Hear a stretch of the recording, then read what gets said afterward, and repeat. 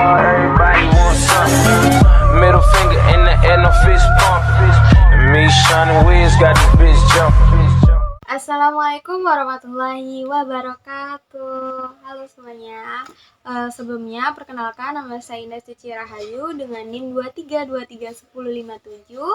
Nah, di sini saya akan mengulas kembali materi mengenai wirausaha sosial sebagai atau untuk memenuhi tugas mata kuliah pengantar kewirausahaan bersama dosen pengampu Dr. Hanif Al-Qadri MPD. Nah, sebelum kita memulai pembahasan, seperti biasa kita akan melihat referensi atau melihat cuplikan video berikut ini.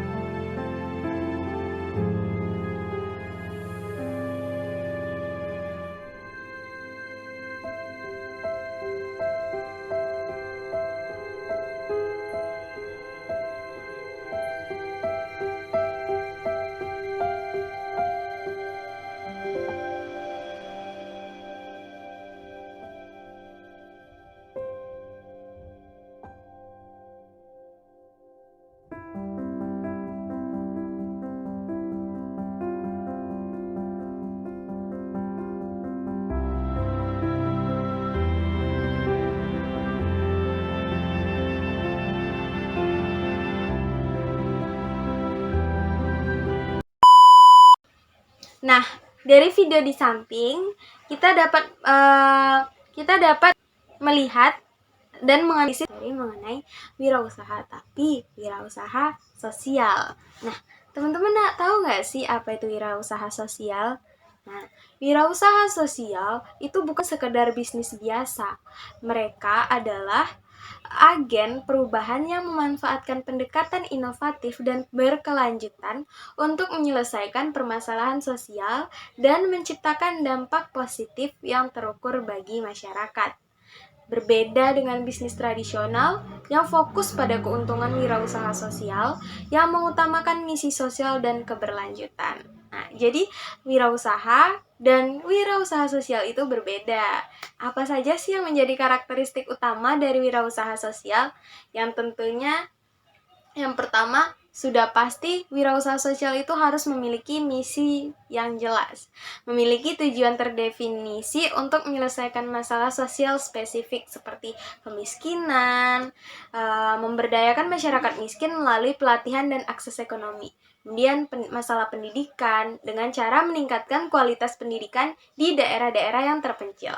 Kemudian masalah kesehatan, biasanya wirausaha sosial menyediakan layanan kesehatan yang terjangkau dan berkualitas.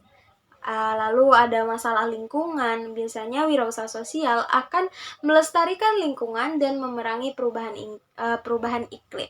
Lalu adanya keberlanjutan finansial.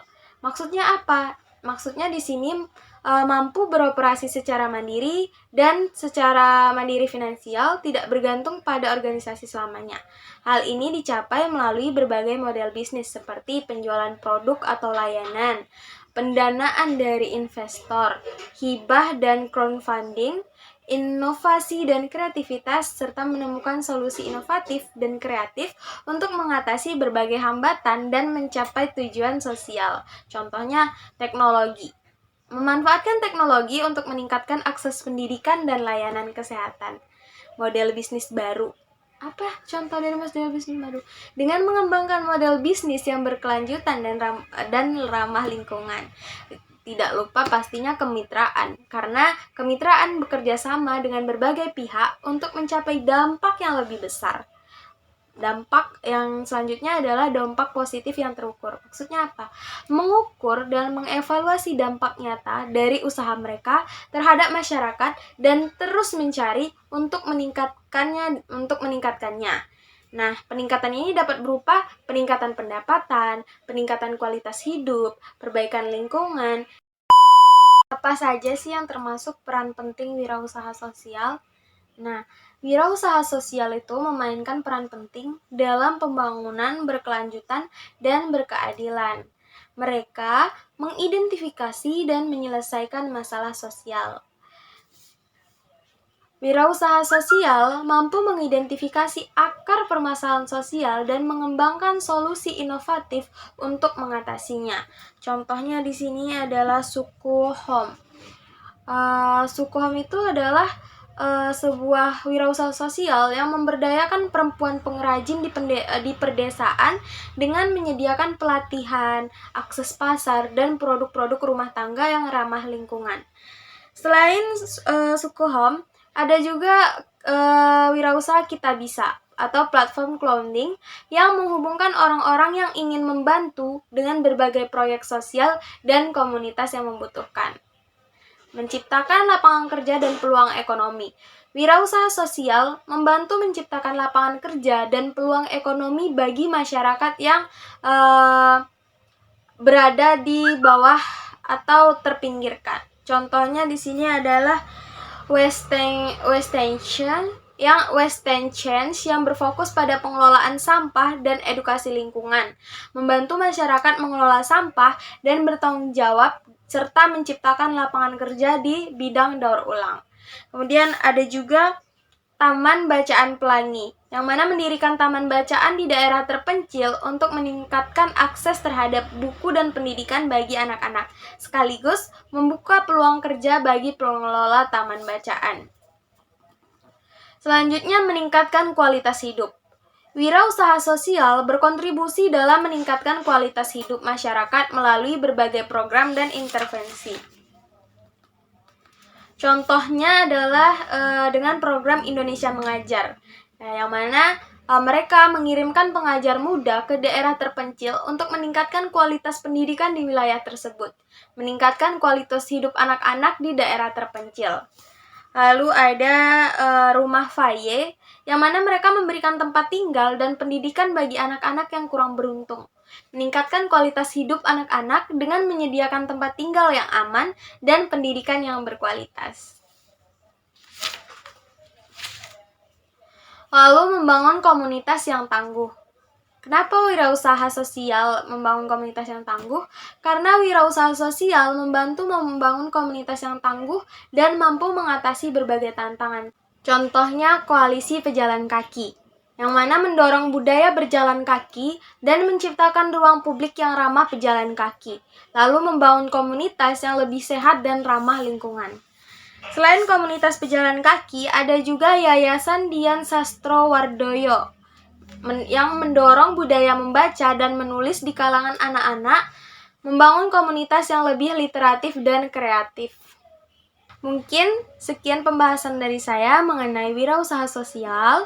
Kurang dan lebihnya saya mohon maaf. Wassalamualaikum warahmatullahi wabarakatuh. See you next video. Bye-bye.